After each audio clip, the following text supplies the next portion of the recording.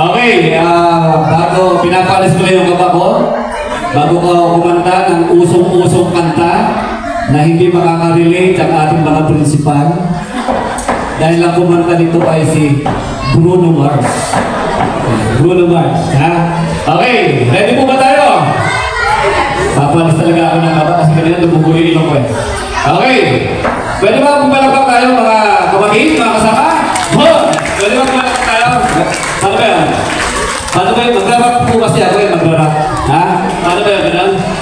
Ale, 1, 2, yan! Karapak ka! Karapak! Okay! Pag sinabi kong Pinoy, sumigaw ng hoy! Pinoy!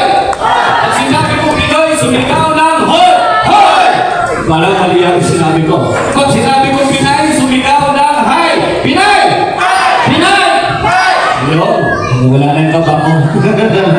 Okay, maestro. Ito na po ang usong kanta. Ito po ay awit ni Sir Al kay Ma'am Remy nung unang-una niyang makita. At parang medyo nahiya pa siya na magsabi. Ano kaya yan? Sige po.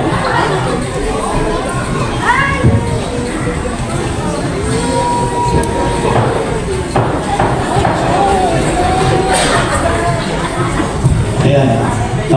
Di Baguio ha, Baguio. Nasa Baguio tayo ngayon.